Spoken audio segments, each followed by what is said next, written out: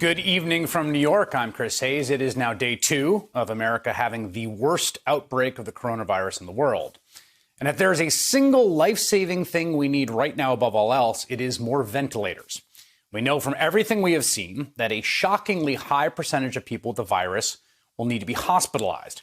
And because of the way this virus works its way through the lungs, many will find themselves unable to breathe on their own. They need a machine to breathe for them. That's what a ventilator does. If these critically ill patients get a ventilator, their chances of surviving go way up. If they do not, they are much more likely to die. American hospitals are not equipped for the scale of ventilator need presented by this pandemic. And this has been clear, I want to make this clear, for a long time, including in the National Security Council handbook for a pandemic given to the Trump administration by the Obama administration, and in a pandemic simulation practiced by the Trump administration itself, codenamed Crimson Contagion, that found, and I quote here, states experienced multiple challenges requesting resources from the federal government due to a lack of standardized, well understood, and properly executed resource request processes. This administration's own war games told them that they need to be more prepared. And so now, in New York City, doctors are already hacking ventilators themselves to split them between multiple patients. New York's Governor Andrew Cuomo said the state can need up to 30,000 machines in just the next few weeks. This is a simple matter of life and death, okay? If we don't get the ventilators, more people will die. It's not complicated. But the president seems to think that the whole ventilator thing is some kind of con job. New York is a bigger deal, but it's going to go also. But I have a feeling that a lot of the numbers that are being said in some areas are just bigger than they're going to be. I don't believe you need 40,000 or 30,000 ventilators. You know, you go into major hospitals sometimes, they'll have 2 ventilators. And now all of a sudden they're saying, can we order 30,000 ventilators? First of all of a sudden, he said, all of a sudden, what's going on? You need a lot of ventilators. All of a sudden is this pandemic. That's what the whole thing's about. That's what all of a sudden is. Yes.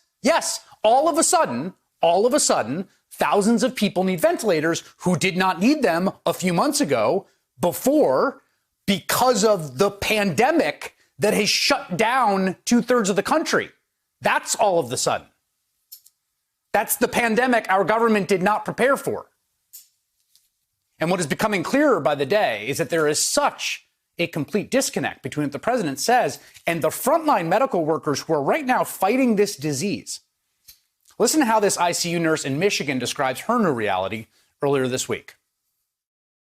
So today was the first day that I've worked since our unit was designated the second COVID ICU in my hospital. And I don't know what the just happened for the past 13 hours. Honestly, guys, it felt like I was working in a war zone. Completely isolated from my team members, limited resources, limited supplies, limited responses from physicians because they're just as overwhelmed as we are dealing with a ton of other stuff. So basically, I just spent the last 13 hours treating 2 critically ill COVID patients on the vent, basically by myself. And this is my new normal for the next however many months that it takes for this virus to die down. So, I'm already breaking. So for people, please take this seriously.